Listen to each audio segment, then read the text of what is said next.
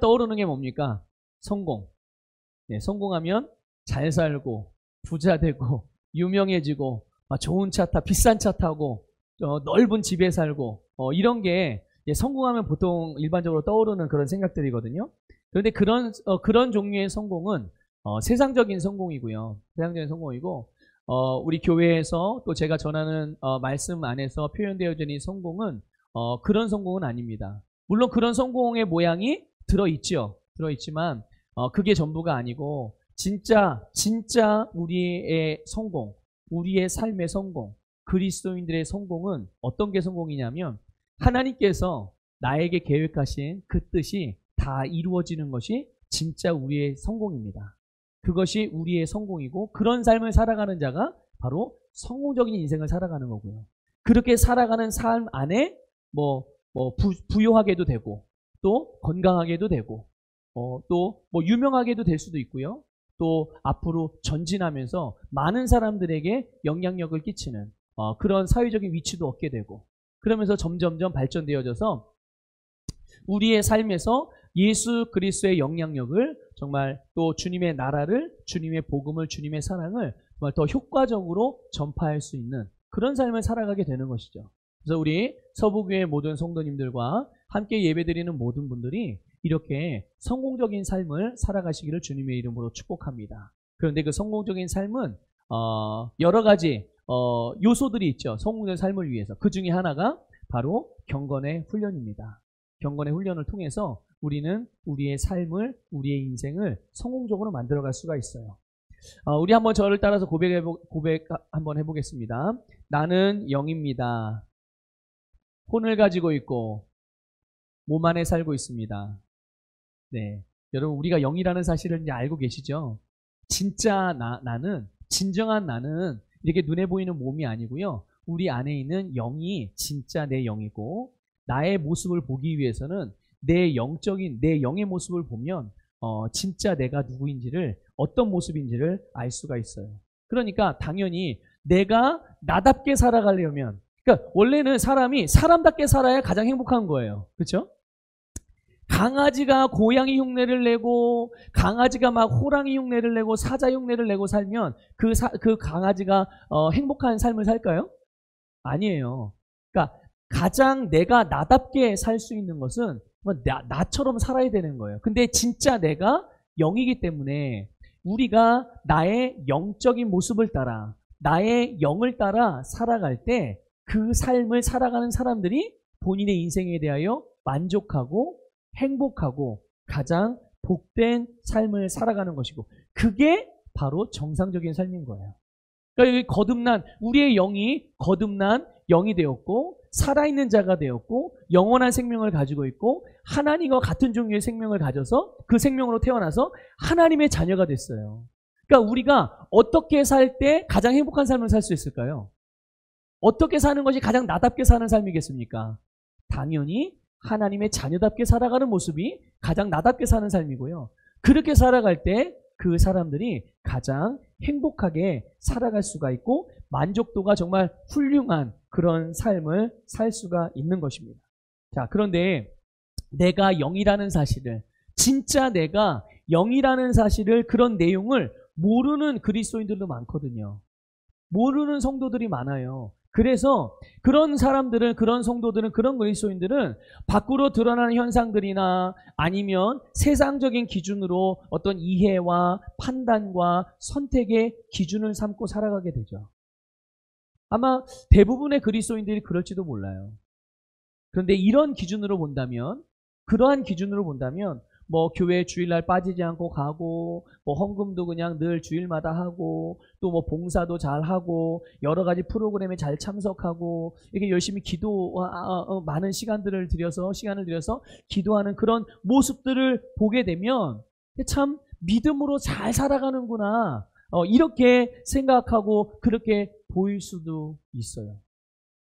그리고 그런 사람들이 또 선한 일들도 많이 할 수 있죠. 남들을 많이 어려운 사람을 도와주는 삶을 살 수 있습니다. 그런데 만일 그런 사람들 중에 내가 영이라는 사실을 모르는 사람들, 그러니까 내가 영인지를 아는 사실을 진짜 내가 영이라는 것을 모르고 그렇게 살아가는 사람들이라면, 그렇게 신앙생활 하는 이들이라면 사실 그들의 영은 경건함의 수준이 아직 훈련되지 않은 경우들이 생각보다 많다는 것을 아셔야 돼요.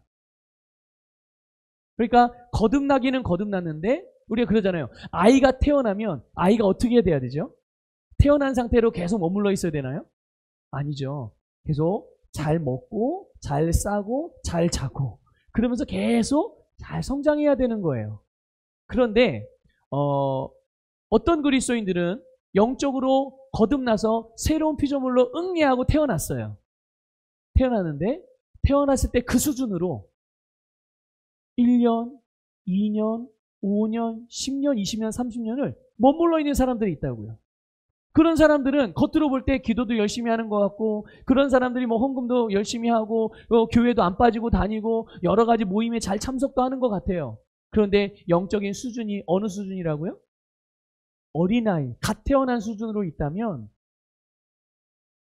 그런 분들은 안타깝지만 성장이 없고 하나님께서 주신 유업들을 풍성하게 누리는 일이 굉장히 제한받게 되는 거예요. 그렇다고 그런 사람들이 지옥 가나요? 아니에요. 지옥 가고 안 가고 그런 문제가 아니에요. 그런 거는 우리가 얘기할 필요도 없어요. 왜 얘기할 필요가 없어요? 이미 예수님을 믿고 거듭나서 하나님의 자녀이기 때문에 천국 가는 거는 문제가 되지 않아요. 그런데 우리가 죽어서 천국만 가는 게 우리의 삶의 목적입니까?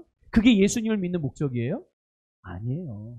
우리가 예수님을 믿는 목적은 주님의 뜻을 따라 살고 행하기 위해서예요. 믿으십니까? 만일 죽어서 천국 가기 위한 것이 내가 예수님을 믿는 목적 전부라면 하나님이 우리를 그렇게 하기 위해서 예수님을 믿게 하셨다면 그래서 우리를 구원하셨다면 우리는 예수님을 믿자마자 어떻게 해야 돼요? 태어나자마자 죽어야 되는 거예요. 태어나자마자 하나님의 나라에 가는 거예요. 영적으로 태어나자마자. 그렇죠? 거듭나자마자 하나님 나라에 가야 되는 건데 하나님은 우리를 그렇게 부르지 않으시잖아요. 거듭났지만 그래서 하늘에 속한 자가 되었지만 다시 우리를 이 땅에 파송해 주셔서 보내주셔서 우리로 이 땅에서 예수 그리스도의 남은 사역을 행하게 하시는 거예요. 예수님을 대신해서. 믿습니까? 그래서 우리는 오늘 예수 그리스도를 믿는 믿음으로 거듭났지만 우리가 이 땅에서 살아가고 있는 것이죠. 그런데 오늘 본문은 그런 모든 그리스도인들에게 경건에 이르도록 훈련을 하라고 도전하고 있는 것입니다.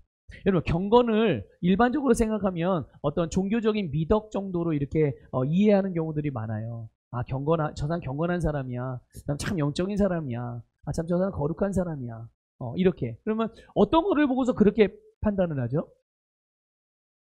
뭐 이렇게 온유하고 친절하고 기도도 많이 하고 이렇게 이런 모습들 뭐 주일날 교회도 다니면서 늘 성경책을 가지고 다니고 이제 그런 모습들을 보면서 하지만 사람들이 일반적으로 그러니까 종교적인 미덕 수준으로 보는 거죠. 그런데 성경이 말하는 경건은요 종교적인 의미가 아니에요. 경건은 종교적인 의미가 아닙니다. 또 경건은 그렇게 그 겉으로 드러나는 그런 모습들이 아니에요. 물론 열매는 나타나죠. 근데 경건에 본질적인 의미가 있다는 것이죠. 그래서 경건은 영적인 의미를 갖고 있고 실제적인 의미가 있어요. 그게 뭐냐 하면 바로 하나님과 같이 하나님처럼 행동하고 예수 그리스도와 같이 기능하는 것이 진짜 경건의 의미라는 것을 깨달으시길 바랍니다. 그러니까 저 사람 경건한 사람이야. 그러면 그 사람은 어떤 사람인 거예요? 하나님처럼 살아가는 사람입니다. 그가 사는 세상에서 그가 예수님처럼 기능하고 살아가는 것이죠. 성품이며 말이며 행동이며 그가 살아가면서 삶을 추구하는 어떤 삶에 추구하는 부분이며 삶의 목적이며 모든 것이 예수님과 같이 기능하고 살아가는 거예요. 그런데 이런 경건은 범사에 유익하다고 오늘 말씀이 우리에게 가르쳐주고 있어요. 여러분 범사가 뭡니까? 범사 모든 일이잖아요. 그런데 범사라는 말은 모든 일을 말하는 건데요. 우리가 하는 모든 일을 말하는 건데 오늘 성경이 그 부분을 우리에게 조금 더 구체적으로 표현해주고 있어요. 그게 뭐냐면 금생과 내생이라는 말로 표현해주고 있어요. 금생은 뭐죠? 금생은 우리가 살아가는 이 세상을 말하는 거예요. 내생은요? 앞으로 우리가 들어갈 천국, 영원한 세계. 바로 거기를 말하는 거예요. 그런데 이 경건의 훈련은 범사에 우리에게 유익을 준다라고 말하고 그러니까 이게 다른 말로 표현하면 우리가 살아가는 이 세상에서 정말 놀라운 삶을 살아갈 수 있는 법 그리고 다가올 영원한 세상에서도 역시 아름다운 삶을 살아갈 수 있는 법을 알려주고 있는 것이죠. 그게 무엇입니까? 바로 경건의 일은 자신을 연단하고 자신을 훈련하는 삶이 우리가 이 세상에서의 삶과 장차 우리가 가야 할, 또 장차 오게 될 그 영원한 세계 속에서 가장 아름다운 삶을 살아갈 수 있는 승리하는, 이게 바로 성공적인 삶 아니겠어요? 그렇죠? 이 세상에서도 정말 주님께서 원하시는 뜻을 이룰 뿐만 아니라 장차 우리가 가는 그 영원한 세계 속에서도 하나님의 뜻을 온전히 이루고 주님 앞에 기쁨으로 두 팔 벌리고 달려갈 수 있는 그런 삶이 정말 우리에게 있어서는 가장 성공적인 인생이고 그런 삶인 것이죠. 그런데 오늘 본문 말씀에 보면 육체를 연단하는 사람들이 있어요. 육체를 단련하는 사람들. 육체를 단련하는 사람들, 이게 무슨 말입니까? 육체를 단련한다는 말은 육체를 위해서 사는 사람이죠. 그리고 세상적인 삶을 위해서, 자기의 의지를 위해서, 자기의 뜻을 이루기 위해서, 세상적인 성공을 위해서 훈련하고 도전하는 사람들도 있다는 말이에요. 자, 그런 사람들은 어떨까요? 그런 사람들이 무조건 이 세상에 실패할까요? 아니에요. 그렇지 않습니다. 세상적으로 열심히 노력하는 사람들도 세상에서 위대한 일들을 많이 만들어내요. 모두가 부러워할 만한 그런 삶을 살기도 합니다. 여러분 보세요. 우리나라의 최고의 기업인 삼성 같은 기업의 총수도 지금 현재 직함은 부회장이지만 그런 사람들을 보세요. 얼마나 세계에서도 부러워할 만한 인생을 살고 있습니까? 그런 업적들도 많이 있죠.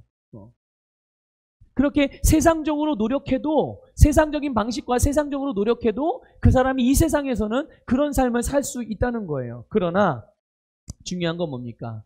중요한 거는 그들은 천국에서 어떤 영광도 얻을 수가 없어요. 이해가 되세요? 이 세상에서는 그렇게 잘 먹고 잘 살 수 있겠지만 그 다음 생애가 그들에게는 보장되어 있지 않다라는 것을 아셔야 됩니다. 왜 그들에게 다음 생애의 삶이 보장되어 있지 않습니까? 왜 그 생명이 영원한 생명, 영원한 축복, 영원한 만족, 하나님과 함께하는 그런 영원한 삶, 왜 그것이 보장되어 있지 못하고 그들이 그것을 얻을 수 없을까요? 당연히 그들은 말씀이 말하고 있는 길로 가지 않을 것이고, 그러니 당연히 천국의 유업을 얻을 수 없는 거예요. 왜요? 육체를 위한 연습만을 하고 있기 때문에. 세상의 성공을 위해서만 달려가고 있기 때문에. 그런 사람들이 여러분 말씀을 행해요? 말씀을 믿습니까? 절대로 그렇지 않아요. 끊임없이 육신과 세상과 세상이 요구하는 길을 향하여 계속 달려가서 세상으로부터는 뭔가를 얻을 수 있겠죠. 그들이 노력한 대로. 근데 금생에는 유익이 있지만 내생에는 어때요? 내생에는 그들에게 있을 유업은 아무것도 없는 것이죠. 주일학교 아이들에게 그런 표현들을 종종 하거든요. 여러분, 이 땅에서 100년 동안 정말 잘 먹고 떵떵거리고 잘 사는 게 좋으세요? 그렇게 잘 살고 영원한 나라에서 영원히 지옥에 사는 게 좋으세요? 아니면 이 땅에서 100년 동안 세상에 가장 부자, 세상에서 가장 유명한 사람, 그렇게는 되지 못할지언정 그럼에도 불구하고 영원한 세계에서 하나님과 더불어서 최고의 부자로 살아가는 게 좋으세요? 물으면 뭐라고 대답할까요? 아이들이. 네? 후자를 택하죠. 그렇죠? 후자를. 그런데 여러분 잘 생각해야 되는 게 뭐냐면 사실 이 질문은 잘못된 질문이에요. 주님의 말씀을 따라서 영원한 생명을 가지고 주님의 말씀을 소유하고 살아가는 사람들이 이 땅에서 가난하게 살고 병들고 살고 불쌍하게 살고 비천하게 사는 게 맞습니까? 그렇지 않아요. 그렇지 않습니다. 말씀을 제대로 믿고 제대로 믿음의 삶을 살아가게 되면 그 사람은 성공하는 삶을 살 수밖에 없는 거예요. 그게 말씀의 원리이고 그게 하나님께서 우리에게 계획하신 삶이라는 것을 깨달으시기를 주님의 이름으로 축복합니다. 그러니까 육체를 단련하기 위하여 육체의 연습만을 하는 사람, 육체의 연단만을 하는 사람, 정말 세상을 위해서만 살아가는 사람, 그들에겐 약간의 유익이 있죠. 잠시의 유익이 있습니다. 순간의 유익이 있어요. 20년의 유익, 30년의 유익, 50년의 유익, 100년의 유익. 이 세상에서 육신의 목숨을 가지고 살아가는 동안은 유익할 수 있습니다. 그러나 영원한 세계 속에서의 유익은 아무것도 없다는 것이죠. 하지만 경건의 훈련, 조금 전에 말씀드린 대로 하나님처럼 기능하는 삶을 훈련하는 것. 예수님을 닮는 삶을 살아가는 것은 범사에 유익이 있는 것이죠. 그러니까 영적인 훈련을 우리의 삶에서 가장 우선순위에 두고 살아간다면 분명히 더 많은 유익을 얻을 수가 있는 것이고, 오늘 모든 성도님들이 그런 유익을 얻으며 살아가시기를 주님의 이름으로 축복합니다. 그러니까 보세요. 영적으로 훈련되어지고 우리가 영적으로 강해지면, 우리의 속사람이 강해지면, 우리의 속사람으로부터 주님을 닮아가면 닮아갈수록 우리의 이 땅에서의 삶도 훈련되어져서 튼튼하고 건강하고 부유한 삶을 살아갈 수가 있는 거예요. 보세요. 우리가 영적으로 훈련된다는 말이 무엇입니까? 어떤 의미가 있어요? 우리가 영적으로, 여러분이 영적으로 훈련되어진다는 것, 경건의 훈련을 한다는 것, 그거는 당연히 그렇게 훈련받는 사람들, 훈련되어져 가는 사람들은 말씀을 따라 살 거 아니겠어요? 그렇죠?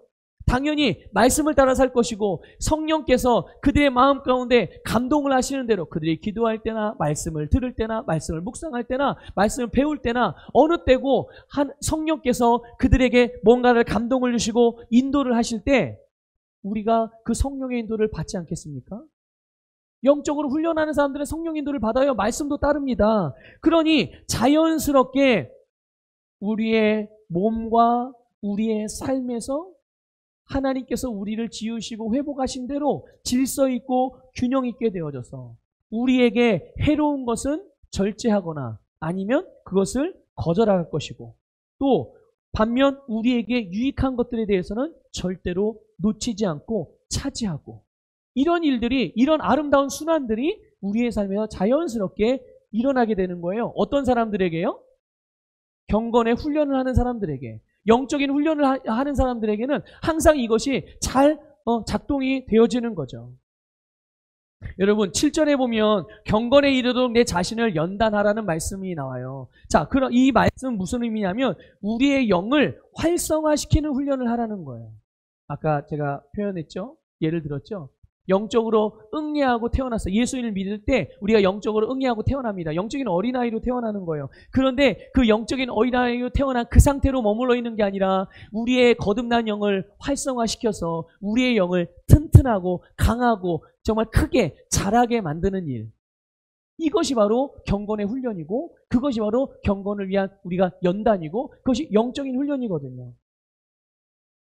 우리의 영이 진짜 나잖아요.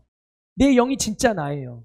그러니까 내 영의 수준이 결국 나의 수준이고 내 삶의 수준이 되는 거예요. 내 영의 영향력이 결국 내 삶의 영향력이 되는 것입니다. 그러니까 내 자신을 연단하라는 말은 네 영을 훈련하라는 의미로 이해하시면 되는 거예요. 그러니까 많은 그리스도인들은 하나님께서 모든 것을 다 해주시기를 기대해요. 그렇잖아요. 어린아이가 응애하고 태어나면 어떻습니까? 그 아이가 할 수 있는 게 있어요? 없지요. 그러니까 뭐 하고 있어요? 엄마가 젖을 물려주기만 기다리고 있어요. 안 물려주면 어떻게 해요? 배고프면 야 하고 울어요. 그럼 엄마가 아이고 우리 아기 배고프구나 하고 젖을 물리죠. 그러니까 아이는 그런 거예요. 계속 엄마가 아빠가 뭔가를 해주기만을 기다리고 있는 거죠. 그런데 성경 말씀은 우리가 무엇을 할 수 있는지, 또 어떻게 행하며 살아가야 할지를 가르쳐주고 있다는 것을 깨달으시길 바랍니다.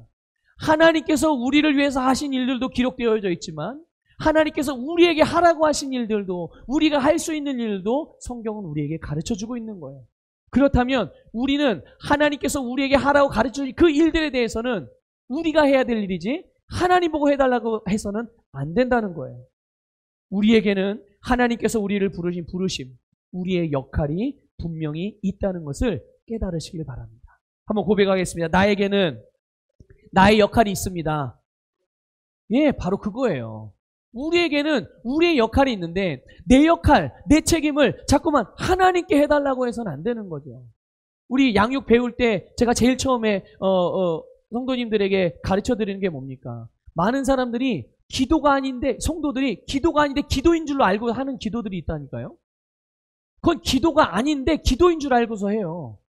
그게 뭐죠? 그게 뭡니까?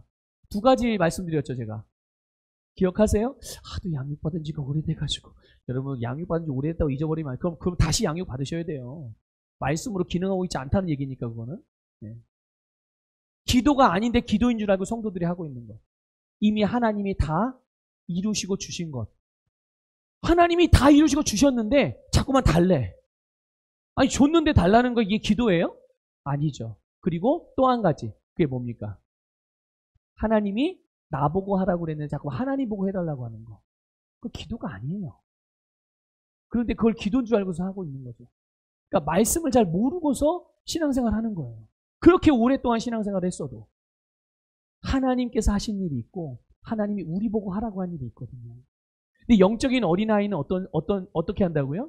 계속 하나님 보고 해달라고 하는 거예요. 어린아이, 갓 태어난 아이가 엄마 보고 전 물려달라고 하듯이. 여러분, 한 달, 1년, 2년, 5년, 10년이 지나도 아이가 그러다고 하니까 여러분 그러면 큰일 납니다. 큰일 나는 거예요. 근데 영적인 일들도 마찬가지예요. 종종 시험 드는 성도들을 봐요. 뭐 우리 교회는 뭐 시험 드는 성도는 없지만, 근데 이유는 다양합니다. 하여튼 핑계 없는 무덤이 없다고 시험 드는 성도님들을 보면 하여튼 이유가 다양해요. 그런데 시험 들었다고 말하는 사람들의 공통점이 있어요. 이거는 뭐 예외가 없습니다. 다 누구에게나 시험 드는 사람들은 다 공통점이에요. 똑같은 공통점. 그게 뭐냐면 진짜 문제는 바로 그들 안에 있다는 거예요. 시험 드는 사람 안에 있다는 겁니다. 그러니까 나 시험 들었습니다 이렇게 말하는 사람들은 뭘 대변하고 있는 거예요? 내게 문제가 있습니다 이런 말하고 있는 거예요. 근데 그 책임을 누구에게 돌리는 거예요? 내 옆에 있는 성도, 나의 마음을 불편하게 한 성도, 나에게 시험거리를 던져줬다고 하는 그 대상에게 그 책임을 다.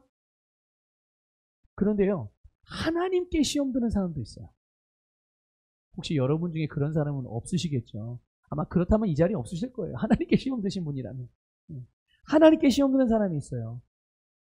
하나님이 내 기도를 안 들어줍니다. 내가 이렇게 오랫동안 기도하는데 하나님이 응답을 안 해주세요. 하나님이 살아계시다면 어떻게 나에게, 하나님이 살아계시다면 어떻게 우리 가족에게 이럴 수가 있죠? 하나님이 나를 사랑하신다면서 나에게 어떻게 이런 어려운 일이, 이런 일이 닥칠 수 있게 하시는 거예요? 이제 저는 하나님 못 믿겠습니다. 난 하나님께 상처받았어요. 하나님께 실망했어요. 그래서 이제 더 이상 신앙생활 안 하려고요. 교회 안 가려고요. 여러분, 하나님이 문제예요? 본인이 문제예요? 그걸 아셔야 돼요. 하나님은 절대적으로 선하신 분이고 하나님은 사랑의 하나님이세요. 하나님은 완전하신 분입니다. 그렇기 때문에 하나님에게는 아무런 문제가 없어요. 진짜 문제는 본인이 문제죠. 그런데 이렇게 자기의 문제, 자기의 책임을 다른 사람이나 하나님께 돌려서는 안 된다는 것을 여러분 깨달으셔야 돼요. 제가 뭘 말씀드리려고 이런 예를 드냐면, 여러분, 우리가 거듭날 때, 여러분, 우리가 예수님을 믿고 새롭게 태어날 때 새로운 생명을 가지고 태어났어요. 믿습니까? 우리가 잘 아는 대로 영생을 가지고 태어났잖아요. 영원한 생명을 가지고 태어났습니다. 이 영생은 하나님과 같은 종류의 생명이고 하나님 되게 하는 생명이며 의의 본성을 가지고 있고 우리로 하나님과 같이 살아갈 수 있도록 그렇게 할 수 있는, 그렇게 기능하게 하는 놀라운 생명인 거예요. 믿습니까? 그 생명이 바로 여러분을 구원한 영생이라는 것을 믿으시길 바랍니다. 우리가 그래서 이 영생을 얻게 되어서, 영생을 받아서 이 영생으로 거듭나서 하나님의 자녀가 됐을 때 우리 안에는 바로 성공의 씨를 가지고 태어난 거예요.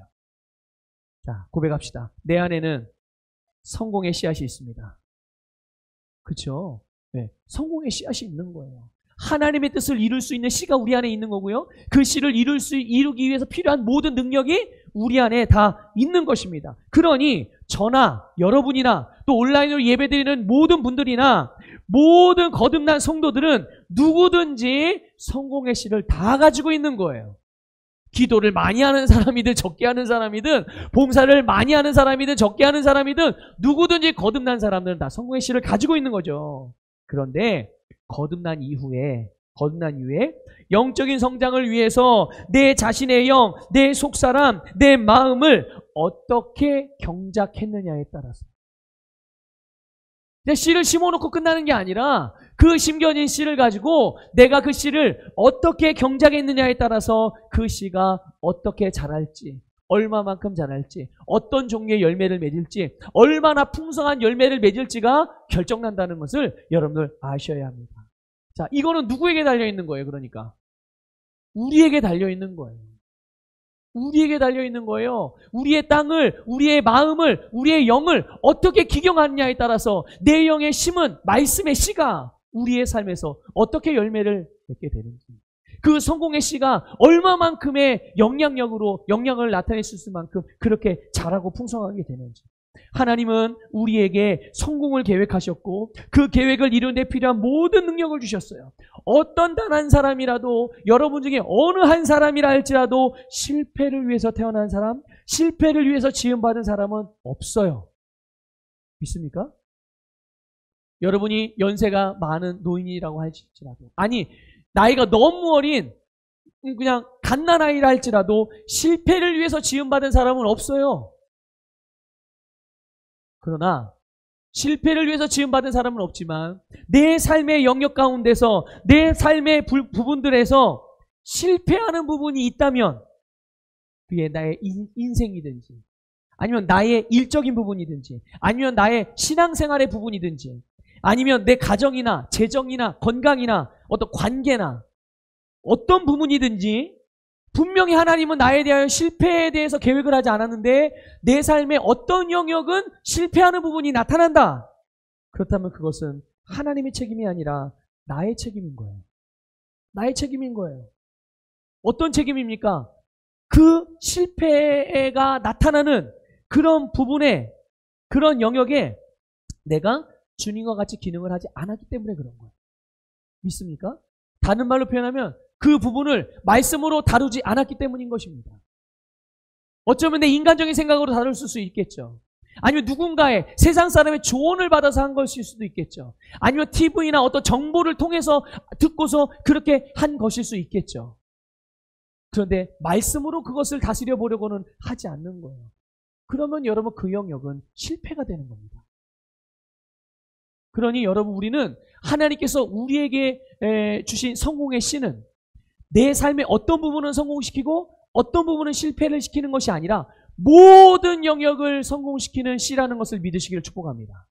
우리의 삶의 모든 영역들을 다룰 수 있고 다스려갈 수 있고 승리케 할 수 있는 그것을 위해 필요한 모든 능력을 하나님은 우리에게 동일하게 주셨음을 믿으셔서 그것을 사용하여 여러분의 모든 삶의 어느 영역이든 부족함이 없는, 실수가 없는, 실패가 없는 그런 삶으로 만들어 가시기를 주님의 이름으로 축복합니다. 우리를 향한 하나님의 계획은 항상 성공하는 거예요. 항상 승리하는 거예요. 그러므로 우리가 성공하는 것은 우리의 권리이면서 동시에 책임인 것이고, 우리는 모든 삶에서 성공적인 삶을 살아가야 되죠. 한번 여쭤보겠습니다. 1번, 2번, 3번으로 여쭤볼게요. 1번, 실패하는 삶. 2번, 실패와 성공이 왔다 갔다 하는 삶. 3번, 항상 성공하는 삶. 자, 여러분은 어떤 삶을 살기를 원하십니까? 어떤 삶을 살기 원하세요? 자, 다시요. 1번은 실패하는 삶. 2번은 성공했다가도 또 실패하기도 하고, 또 실패했다가도 성공하기도 하고. 요게 2번. 3번은 항상 성공하는 삶. 자, 여러분의 선택은요? 이거 뭐 물어보나 마나죠. 물어보나 마나 다 성공하는 삶을 선택합니다. 여러분, 우리는 우리의 삶이 어떠해야 되는지를 우리는 선택할 수가 있어요. 내 삶은 이런 삶이 되길 원해. 그래서 그렇다면 내가 원하는 거를 그대로 선택할 수 있는 거거든요. 그리고 그 선택은 그 선택의 결과를 만들어냅니다. 내가 항상 승리하는 삶을 선택하면 내가 선택한 대로 항상 승리하는 삶이 우리에게 결과를 가져오는 거예요. 이것이 바로 하나님께서 우리에게 주신 권세이고 우리에게 주신 능력임을 믿으시기 바랍니다. 선택할 수 있는 권세. 이게 하나님의 권세예요. 믿습니까? 그러니까 이 선택할 수 있는 권세를 가지고 우리가 무엇을 선택해야 되겠어요? 항상 말씀을, 항상 가장 좋은 것을, 항상 바른 것을 선택해야 되는 거잖아요. 그렇죠? 자, 그런데 만일 이렇게 선택이 아니라 뭔가를 강요하고 몰아가고 규제하고 그런다면 이거는 하나님의 원리인 거예요? 마귀의 원리인 거예요? 이거는 마귀의 원리인 거예요. 그러니까 여러분, 세상을 볼 때도, 여러분 TV에 나오는 뉴스를 볼 때도 세상 돌아가는 일을 판단할 때도 여러분 잘 판단하셔야 됩니다. 강요하고 제재하고 제약하고 규제하는 것은 하나님의 방법과는 반대 방법인 거예요. 그러니 여러분, 우리 자신도 우리 자녀에게든 다른 사람에게든 무조건 강요하면 안 되는 거예요. 바른 거를 알려주고 선택할 수 있는 자유를 줘야 돼요. 이게 하나님께서 우리에게 하신 일이고, 이게 하나님이 가진 독특한 성품인 거예요. 하나님께서 우리를 그렇게 지으셨어요. 그런데 선택하지 못하게 어느 한 부분을 내가 이렇게 마음대로 선택할 수 있는 자유를 제한하고, 이런 일들이 벌어진다면 그것은 마귀적인 것이므로 그것을 대적하고 그것을 여러분 변화시켜 가야 되는 것이 오늘 교회와 그리스도인들의 사명인 것을 깨달으시기를 주님의 이름으로 축복합니다. 그러니까 여러분, 당연히 아까도 여러분들 대답하신 것처럼 항상 성공하는 삶을 선택했어요. 누구에게나 물어봐도 그렇게 선택할 거예요. 그런데 입으로는 3번을 선택했다고 말하지만 내 마음에 이런 마음이 들 수도 있죠. 선택은 저는 항상 성공하기를, 항상 승리하기를 원해요. 그런데 마음 한구석에 인생이 어떻게 항상 잘 되기만 해. 인생이 어떻게 항상 성공하기만 할 수 있겠어. 실패했다가 또 성공하고 또 성공했다가 좀 내리막길도 있고 항상 올라가기만, 어떻게 그럴 수가 있어? 라는 생각이 떠오르는 분들도 계실지 몰라요. 그러니까 선택한다고 3번을 선택했다고 하지만 마음으로는 2번 같은 마음이 드는 분들이 계실지도 몰라요. 자, 그런데 이런 분들은 실제로는 3번을 선택한 것이 아니라 2번을 선택한 거예요. 진짜 나의 선택은 3번이 아니고 2번인 거예요. 여러분, 진짜 내가 누구라고요? 진짜 나는 몸이 아니에요. 진짜 나는 내 영이에요. 그러니까 내 안에서 생각되어지고 내 안에 선택한 게 진짜 내가 선택한 거고 내가 원하는 거예요. 그러니 입으로는 나는 3번 항상 승리하기를 원합니다라고 말했지만, 그걸 선택한다고 말했지만 내 속에서 아직 내 말과 똑같은 마음으로 동의하지 않는다면, 내 말과 다른 생각이나 다른 마음이 든다면 아직은 여기에 있는 게 나의 진짜 선택인 거예요. 여러분, 이걸 잘 이해하시길 바랍니다. 여러분, 그러니까 보세요. 이게 바로 내 믿음이 어떻게 작동되는지를 알 수가 있는 거예요.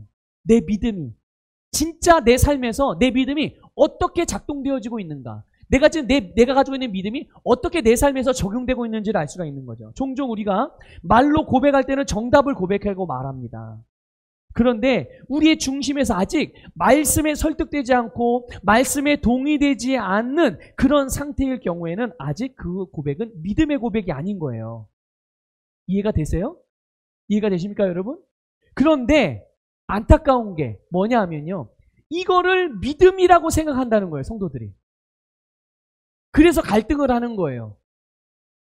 이거를 믿음이라고, 믿음의 고백이라고 믿었다고 생각을 했기 때문에 나는 믿었는데 왜 안 돼? 난 믿음으로 했는데 왜 안 되는 거야? 나는 믿고 기도했는데 왜 하나님이 응답을 안 하는 거야? 이런 말이 나오는 거예요. 이런 생각이 드는 거예요. 이런 갈등들이 일어나는 거예요. 그래서 이런 경험들이요, 계속 반복되잖아요. 반복되면 반복될수록 어떤 이제 내 생각 속에 각인되어진 한 가지 생각이 있어요. 그게 뭐냐면 결국은 믿어도 안 되는구나. 나는 믿어도 안 되는구나. 다른 사람은 돼도 나는 안 되는구나 하고 결론을 내려버리는 거예요. 이게 여러분, 마귀가 우리에게서는 전략입니다. 우리를 속이는 거죠. 우리를 속이는 거예요, 여러분. 이거는 믿는 게 아니에요. 이건 믿는 게 아니란 말이죠. 믿음은 믿음에 대해서 하도 많이 말해가지고 이게 다 아실 텐데, 믿음은 말씀에 내가 설득되어지는 겁니다. 믿습니까? 내 생각과 내 마음이 말씀과 하나가 되어지는 거예요. 섞이는 거예요. 이게 바로 믿음이거든요.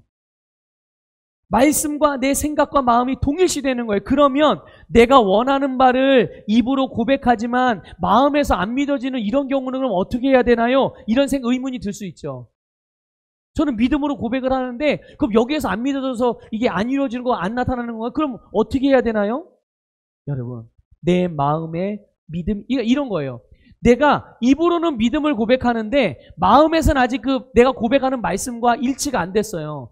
그러면 그 사람은 아직 내가 이 말씀의 내용에 대해서는, 내가 지금 고백하고 있는 말씀의 내용에 대해서는 아직 믿음이 온전케 되지 않았구나라는 걸 아셔야 되는 거예요. 그러니까 하나님 앞에서 나는 믿었는데 왜 안 돼요? 라고 말하는 게 아니라 아직 내 믿음이 온전케 되지 않았으니 내가 고백하고 있는 이 내용에 대하여 내 심령이 온전히 하나 될 때까지, 내 마음과 생각이 말씀과 일치가 될 때까지 고백하고 말씀을 묵상하고 말씀을 듣고 경건의 훈련을 하는 거예요. 그러니까 그 차이를 아시겠습니까? 내가 진짜 믿고 고백하고 되는 것과 믿지 않으면서도 믿은 줄 알고서 생각하고 나는 믿었는데 왜 안 돼요 하고 믿음에 대해서 나는 믿음이 약하고 믿음이 작고 나는 믿음이 없고 나는 안 되는구나 이렇게 결론 내고 살아가는 사람들은 완전히 다른 거예요. 그러니까 믿지 않았는데 믿었다고 착각하는 우울을 범하셔는 안 되는 거예요. 그래서 갈등이 일어나는 겁니다. 내가 어떤 말씀은 믿지만 어떤 말씀은 믿지 못하는 부분, 아직 내 거가 완전히 안 된 부분이 있다면 그 말씀은 지속적인 믿음의 고백과 말씀을 심는 일을 통하여서 내 심령과 내 생각이 말씀과 일치되게 하는 그런 영적인 훈련들을 하는 것이 우리가 해야 될 일인 것. 그러니 여러분, 우리가 나는 기도했는데 안 돼요, 믿었는데 안 돼요, 이런 갈등은 절대로 일어날 수 없는 거예요. 이렇게 바르게 인식할 줄 알면. 그래서 우리 서부교의 모든 성도님들과 함께 예배드리는 성도님들이 이런 영적인 바른 원리를 따라서, 말씀의 원리를 따라서 여러분의 신앙생활을 아름답게 만들어 가시기를 주님의 이름으로 축복합니다. 그래서 우리가 이렇게 영적인 훈련들을 할 때 어느 순간 나의 고백과 나의 마음에 믿는 바가 일치가 되는 거예요. 성경에서 표현한 대로 아는 것과 믿는 것이 하나가 되는 일이 일어나는 겁니다. 믿습니까? 그때 강력한 믿음의 선포, 믿음의 말, 믿음의 기도로서 상황과 환경을 변화시킬 수가 있는 거죠. 이것이 바로 말씀 묵상과 말씀 고백 기도의 능력인 거예요. 여러분 괜히 말씀을 묵상하라고 그러고 말씀을 계속 반복적으로 고백하라고 그러는 게 아닙니다. 이 능력이 우리의 삶에서 탁월하게 나타날 수 있게 하기 위해서 여러분들 이런 도전을 드리니 여러분 말씀 고백 기도에 신실하게 임하시기를 부탁을 드립니다. 그것으로 경건의 훈련을 하는 거예요. 여러분, 우리는 우리의 인생을 향한 이 하나님의 계획, 우리의 인생을 향한 이 성공의 계획을 선택할 수가 있어요. 성경은 우리의 정체성과 우리가 할 수 있는 일을 말씀하고 있거든요. 그래서 우리가 예수 그리스도를 통해서 정복자보다 더 나은 자이고 우리가 하나님을 사랑하는 자이고 그 뜻대로 부르심을 받은 자로서 우리에게는 모든 것이 합력하여 선을 이루어 가는 자들입니다. 믿습니까? 우리에겐 모든 것이 합력해 선이 이루어져요. 그러니 여러분 실패를 두려워할 것도 없고 안 되면 어떡하지? 염려할 것도 없어요. 불안해할 것도 없고 의심할 것도 없습니다. 주님께서 우리에게 하라고 하신 일이라면 여러분 믿음으로 발걸음을 떼기 시작하면 그것은 이루어질 수밖에 없는 거예요.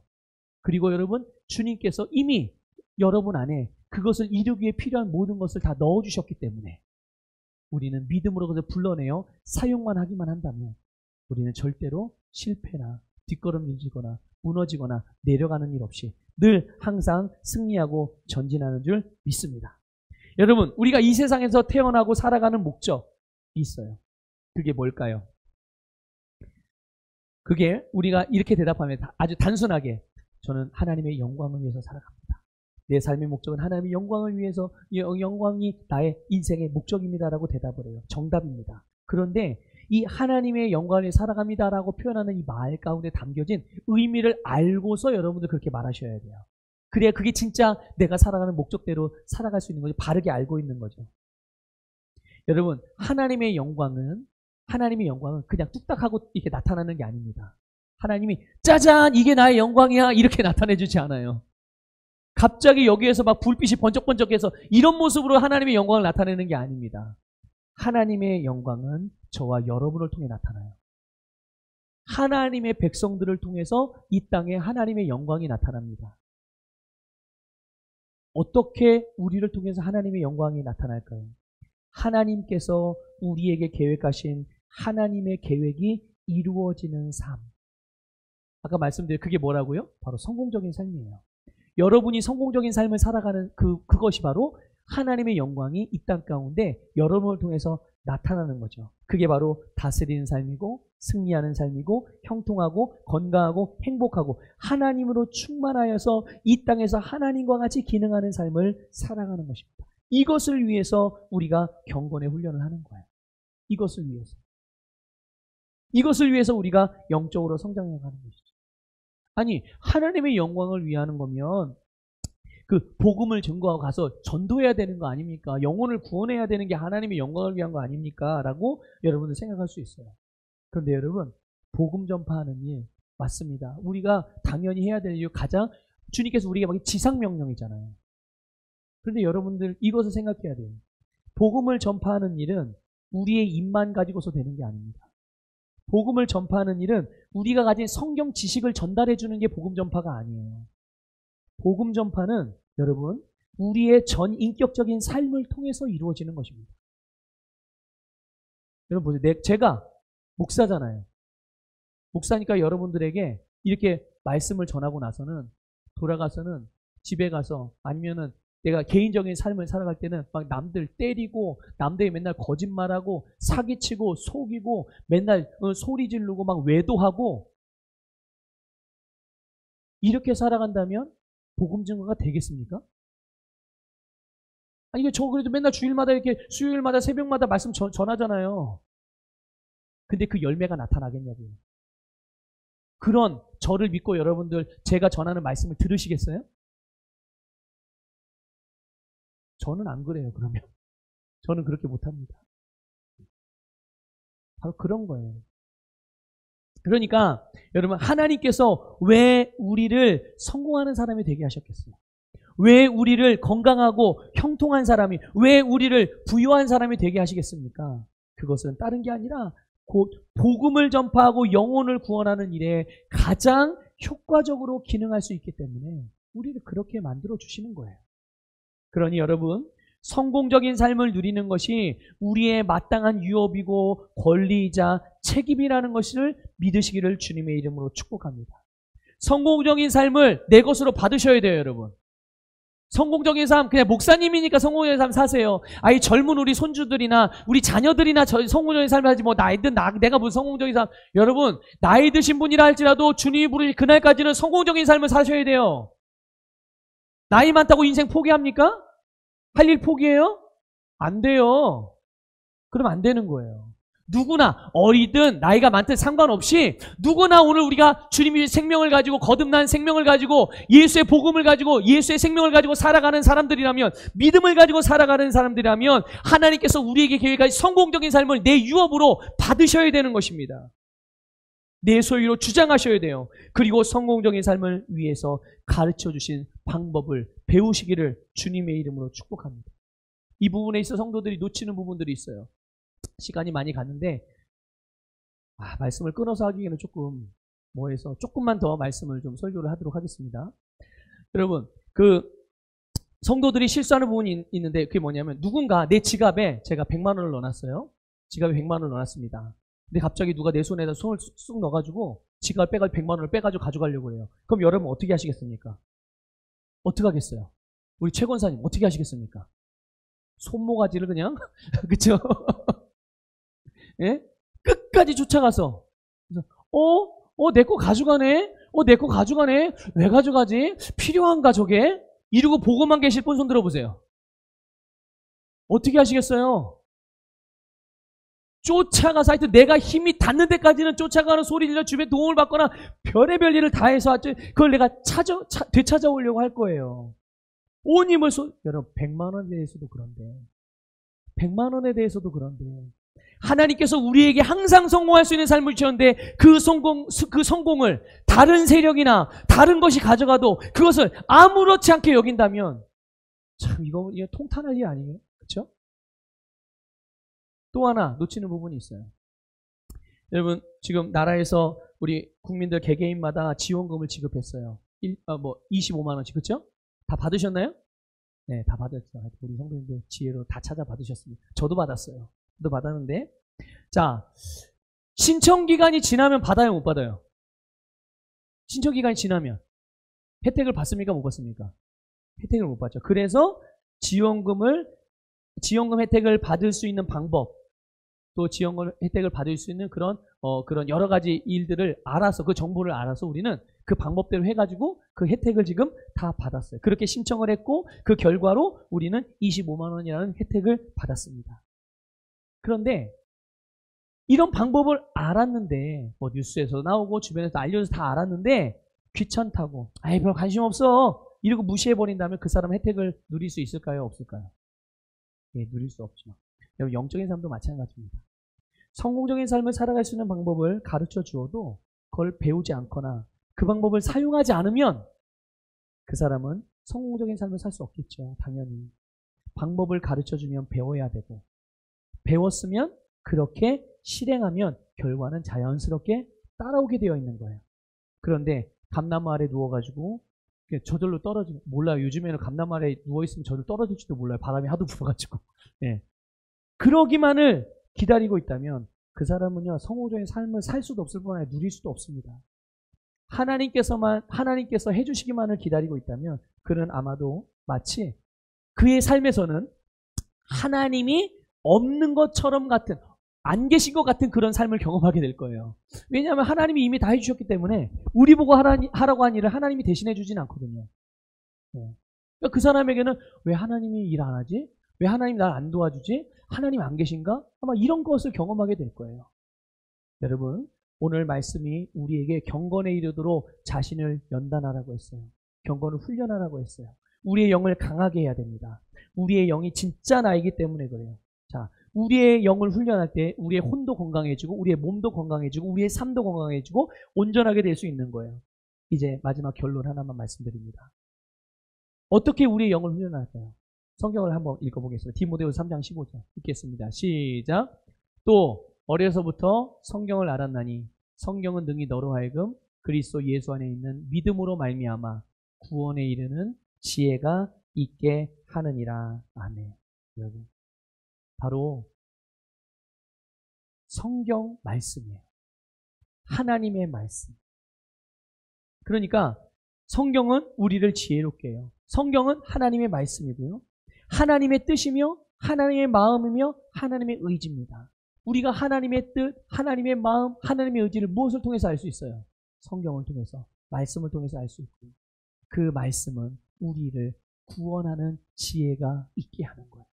우리의 영혼의 구원뿐만 아니라 우리의 삶에서 하나님께서 우리에게 주신 모든 것들, 하나님께서 우리에게 계획하신 그런 성공하는 삶에 필요한 모든 요소들을 담고 있는 것, 그것이 바로 주님의 말씀이니 우리는 그 말씀을 읽고 듣고 묵상하고 배우는 일을 여러분 게을리하지 마셔야 해요.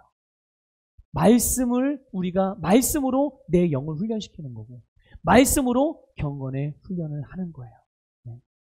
아니, 말씀으로 경건의 훈련을 하는 거면 그냥 설교 시작할 때 말씀으로 경건의 훈련을 하십시오. 그냥 한마디만 하면 설교 끝날 거를 그거 한마디 하기 위해서 이렇게 그냥 1시간 동안 설교를 하세요? 그런 마음이 드실지도 모르겠습니다. 근데 여러분, 이 말씀을 듣다가 아마 중간중간 여러분들에게 계시된 부분들이 분명히 있을 거예요. 그것을 여러분 꼭 붙잡으십시오. 그걸 붙잡으세요. 그게 오늘 하나님께서 여러분에게 주시는 레마의 말씀이에요.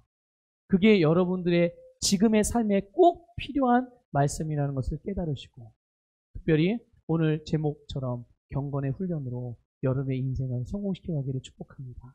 말씀으로 지속적으로 훈련되어져서 여러분들의 영적인 성장이 정말 끝까지 주님이 목표하신 바까지, 계획하신 바까지 이르기를 주님의 이름으로 축복합니다.